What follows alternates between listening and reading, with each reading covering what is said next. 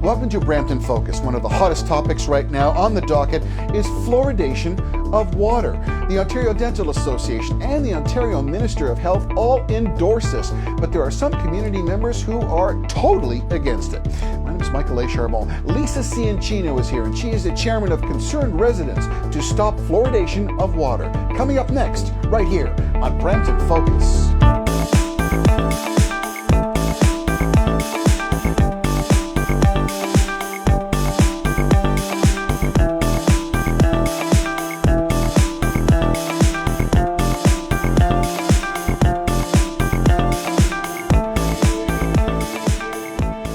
And welcome back to Brampton Focus. I'm joined by Ms. Lisa Ciancino, who is the chairman of Concerned Residents of Peel to End Fluoridation, and also Mr. Don McLeod from Brampton Focus. As we talked in our open, fluoridation of water has become a huge issue. Many people are for, others are against. For instance, Quebec City, Calgary, Waterloo, Windsor, and several other cities have eliminated fluoride or fluoridation of their water. Whereas in Ontario, the Ontario Health Ministry, Dr. Eric Hoskins, who is the Ontario Health Minister, stated that as an acting chief and medical officer of health, Dr. David Williams also co-signed a letter urging municipal leaders to support the continuation and the use of fluoride. When we look at the Peel region, both Caledon, Brampton, and Mississauga, those three mayors have all endorsed the fluoridation of water. It is an issue. Some people say it is a medical issue. Hence why we wanted to ask Lisa to come and join us today. Lisa, thank you so much for being here with Brampton Focus. Thank you. You are vehement in the position that fluoridation of water is not something that we should just accept. Give our folks at home a little bit of a perspective of where you're coming from and why we should be concerned about this. Yes, thank you, Michael. I think the residents need to understand that it's not something that is being put into our water that's actually working to prevent dental caries. So until people realize that, then they will understand the reason why I'm doing what I'm doing. So I think that is first and foremost. Also, I learned that this chemical that they're using is it's not pharmaceutical grade. It is a toxic waste byproduct from the phosphate fertilizer industry. And unfortunately, this chemical has not been tested for human consumption. So I think this is what needs to get out so that people understand why there's this argument. If it in fact was something that was working for the teeth and preventing cavities, I don't think any of us who oppose this would be arguing this fact.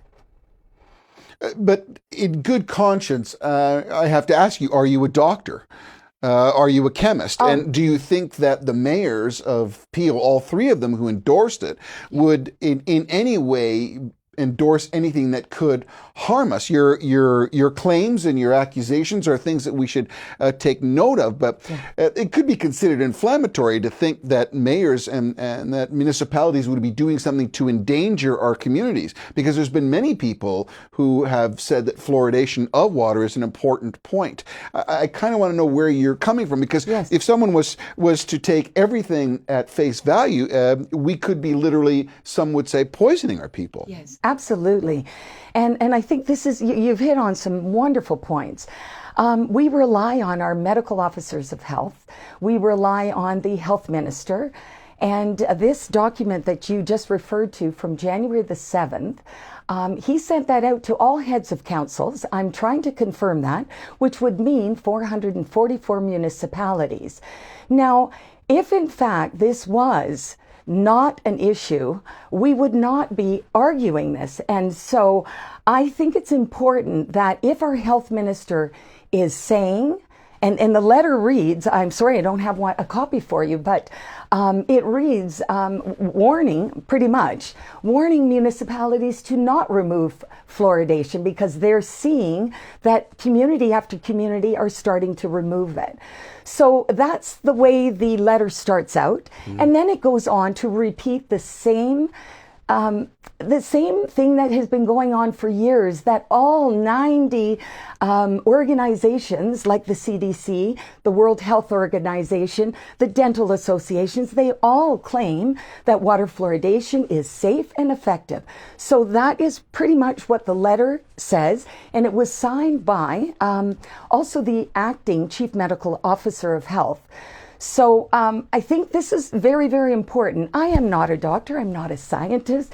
I'm a mom of 3 children, and once I learned about this, I needed to take action. And I think as you ask me more questions, and I know Dawn is here, hopefully we can help educate the residents and just share, and then you can make your own decision. Because right now, when you mentioned that the mayors, that came to a very big shock to all of us, because the mayors have now endorsed it. Yes.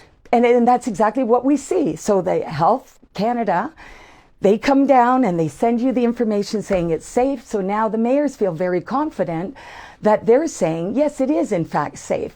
Now, I have a lawsuit, so I know that you're going to be asking me questions about that. And so it'll be up to a judge to decide the fate of fluoridation. So now, Lisa, just to give people a background, I mean, fluoridation was introduced after the Second World War in 1945 to a lot of countries, including North America, basically. The funny part is that even today in Europe, there's many countries that don't have fluoridation in the water. In fact, most of the European countries do not have, including, I think, Australia as well. And it's a situation where, I mean, a lot of people lump your group or people like you with the anti-vaccine people and lump you together saying, well, there's just a bunch of crazies talking about stuff that they don't know and they're not science-based and so on and so forth. How do you react to that? How would you respond to people like that? Well, Dawn, you've just hit a nail on the head, because that happened to me a few years ago. I was on 1010. And, the gentleman said, please forgive me. I hope you don't mind me asking you, Lisa. And I think this is where, we need to say, please don't even bring that up. This is not about vaccinations right now. This is not about, the GMOs in our food. We've got toxic chemicals in our world everywhere. So I'm glad you raised that, because we are not here to discuss those issues. And, when you said that Europe is 95% not fluoridated, or pardon me, it's actually 98%, I think, right now. And that is reassuring to us, because we have letters from many countries like Belgium, where their health ministers said very clearly that they don't want to mass medicate their population. It's unethical to put this in the water. And I just want to jump in as we will continue this discussion. Interestingly enough, John Sprovieri from Brampton is against fluoridation, so he's going against the mayor. So when we return, we'll talk a lot more about fluoridation. My name is Michael A Charbon. You're watching Brampton Focus. Be back with more right after this. Personally, I prefer taken out. Just things I've read that fluoride does to us and does inside of us. I don't see the benefit long term, so I would opt for it out. I believe that they should take it out, definitely. Yeah, I think it's harmful to children, and they've proven it how many times that it's not good for our system, so I believe it should be taken out. I haven't bought a bottle of water since I came here. I drink the water out of the tap, and there's nothing wrong with it. My opinion is very straightforward. Leave it in. It's ridiculous to take it out. There's no science to indicate that it is harmful, and it is very costly from a dental perspective not to have fluoride in your water. Very costly. And costly to all employers who are buying dental insurance, because the usage increases dramatically.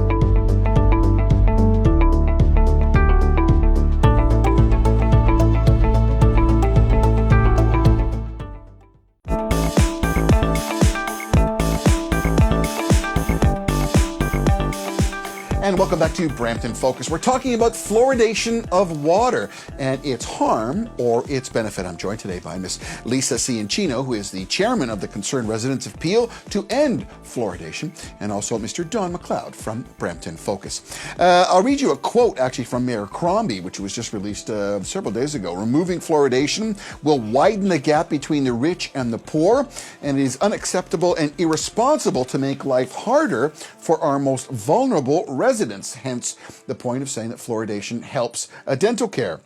We've also had representation from the Ontario Chief Medical Officer and several other officials who have said that fluoridation is an important issue and something that we should continue. As we said at the outset of the show, the three mayors from Caledon, Brampton, and Mississauga have all endorsed it. And earlier, we had an opportunity to take our Brampton cameras and to speak to and have an occasion to ask some questions to Madam Mayor Linda Jeffries. Madam Mayor, thank you so much for joining us on Brampton Focus. I wanted to ask you, with all the mayors endorsing the fluoridation of water, some community members are vehemently against this. What is your position? Well, I would say that it's not all three cities, it's all three mayors of those cities, and we don't speak for all of the members of council, but the mayors felt strongly that it was important to provide leadership. And I would say that, you know, I don't think that there's been any serious scientific evidence that has led me to believe that any other action would be the right one. I have confidence in the Ontario Medical Officer of Health and certainly the Region of Peel's Medical Officer of Health. One of the points is that fluoridation of water is important for people who are financially at a lower scale of things. How would you react to that comment? You know, I think that there are a number of interesting arguments that are coming up, and I welcome the debate. I think the debate is a good one.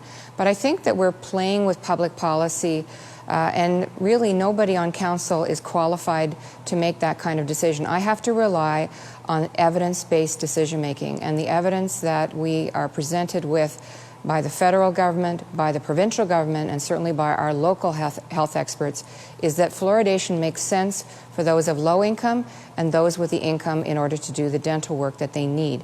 So poverty is an issue in Peel, and certainly it's an issue that we see in other cities when they don't have fluoridation.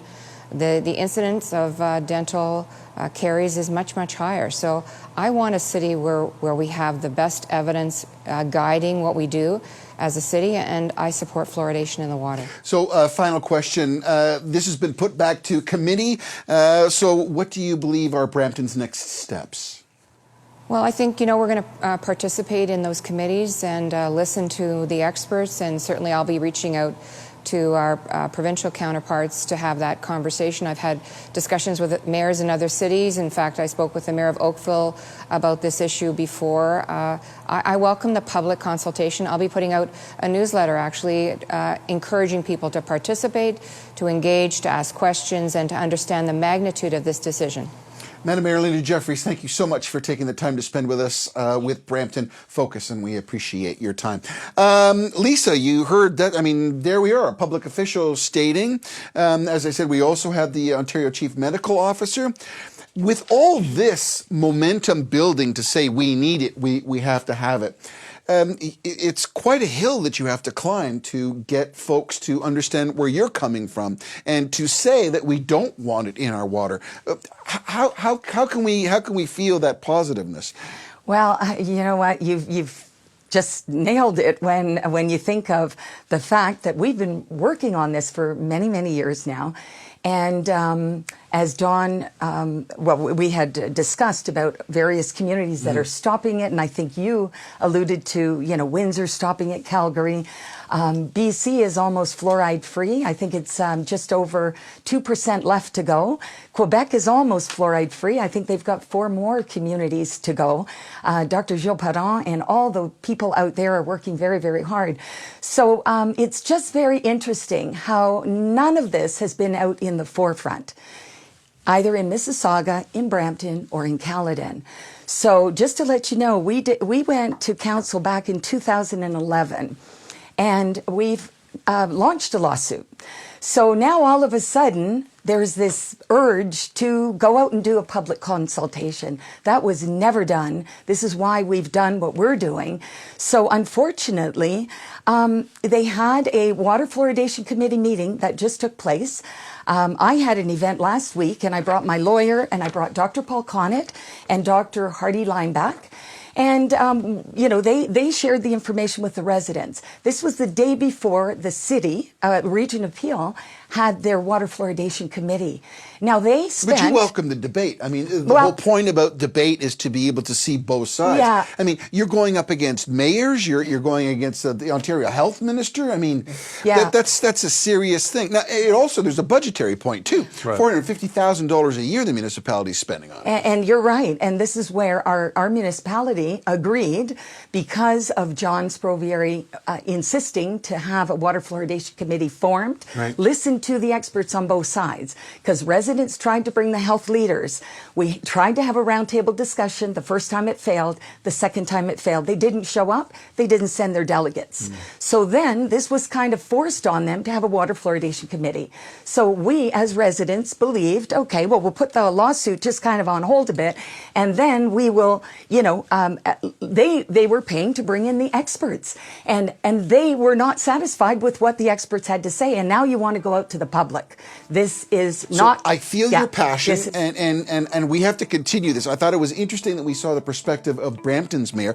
When we come back in our third segment, I'm going to spend a little time, because I know Don has some questions as well. Right. This is something that we have to talk about, and it's an issue, both financial, some would say it's poverty-driven because there is those elements, and others would say it's unnecessary. So when we come back in our final segment, we will reconvene with Lisa Ciancino, who is the chairman of Concerned Residents of Peel, to end the proliferation of fluoride in your water, and also Don McLeod. My name is Michael A Charbon. You're watching Brampton Focus. When we return, our final segment on the fluoridation of water. Come back.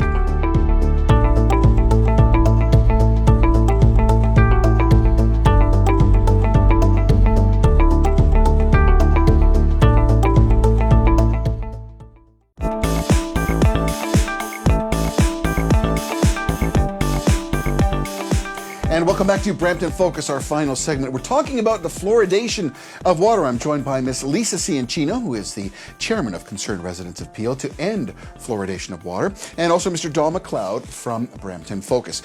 When we left in our last segment, we had the opportunity to talk to Mayor Jeffrey. I read a quote also from Madam Mayor Crombie. But interesting enough, in May 2014, Health Canada admitted in an FOI, Freedom of Information Act, that they did not, or they do not have any toxicology or double-blind studies done anywhere in the world and at any time on hydrofluoric acid and the unrelated toxic waste being disposed of in our tap water and passed off as magic tooth medicine for the poor. That is one of those aspects. And we come full circle now, Lisa. This is the emotional rub, as one would say, that people are not going to have good teeth because of the fluoridation being removed from the water. But the bigger question asks, how do we say that we don't trust Ontario Chief's medical officer? How do we say we don't trust some of our civic leaders who are endorsing this? Where did we miss the disconnect? Well, fluoridation has been going on for 71 years. Actually, this year it's 71, January 25th. And it started in Michigan and in Brantford. Michigan in the U.S. and in Brantford, Ontario. Now, when you referred to some comments, and I know Mayor Jeffries commented on the less fortunate, and this is a population that is actually being harmed more than the average citizen, because the average citizen can go out and have good, healthy foods, but are less fortunate, and I can speak to this very, very closely, because I worked at a women's shelter, and I know what it means to go out and get your foods from the shelter, the processed foods. You know, you've got fluoride in many, many things, so the less fortunate in actuality are getting harmed more. So the information that's being shared is not accurate. We need to get this, the facts need to go out. And when you said the freedom of information, this is exactly what one of our main arguments is. There are no toxicology studies for either the safety or the efficacy of this chemical. Hydrofluorosilicic acid, it goes by many names, hexa or fluorosilicic, and we call it HFSA for short. That chemical is what we, the Concerned Residents of Peel, are questioning. You are putting in a toxic it's actually a known neurotoxin right now in our drinking water. So if you haven't tested it, then how can you claim that it's safe and effective for us to consume? So I think that again is another issue that Health Canada, so if our health ministers and our mayors are endorsing it, well then they need to prove to us, which we've been asking since 2011, prove where are the tox studies, and no one has these studies. So this is really the bottom line. So to say that you're helping the poor is absolutely the total opposite. Well, it's the emotional rub, right? Yeah, and like just to expand on that, I mean, you know, that's one of the things that a lot of people talk about. It's helping the low-income families, and it's, you know, the fluoridation is necessary because of the dental work. A lot of people say that it's a situation where it lets the government off the hook, because what they're doing is they're not actually providing good dental care for the low-income people. In actual fact, what they're doing is just saying, here, drink more water. Now, the problem is, I mean, I grew up in a poor neighborhood, and I'm sure there's a lot of people out there that have. And our teeth, I mean, I think going to a dentist is actually probably more helpful than actually drinking fluoridated water.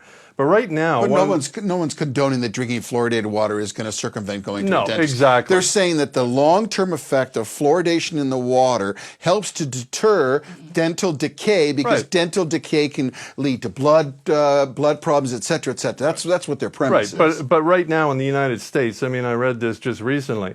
You know, a lot of people say, well, can you get too much fluoride? Well, in actual fact, you can get too much fluoride.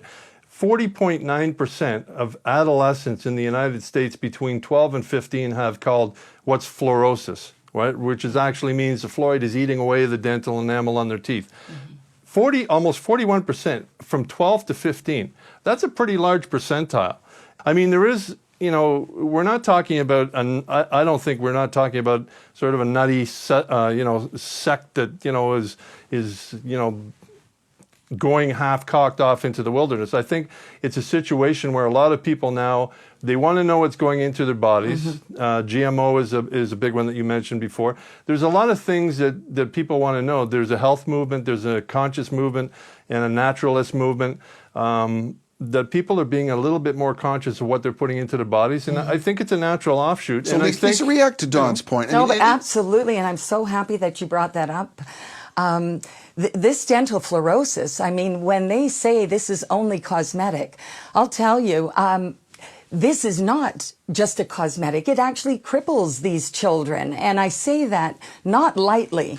I mean, everybody wants to have an opportunity to smile and feel good about themselves. So this harm is serious. Your passion comes out of you. I want to give you an opportunity to talk to our folks at home, how they can get in touch with you and how they can get more informed, because you are really pushing a huge nut up a hill, as one would say, because you've got a lot of other people, not against you, but putting up barricades. And so how can our folks get in touch with you, and tell our folks exactly how they can help? Well, thank you very much, Michael. I just would like to say that we've launched litigation to end fluoridation. We have an amazing lawyer. His name is Nader Hassan. We need to share this information, and I just would like to say it's our health, it's our right, and it's our choice. Lisa Ciancino from the Chairman at Concerned Residents to End Fluoridation in Peel. My name is Michael A Charbon. Thank you to Don McLeod. We'll be back with more in our next show. Thank you.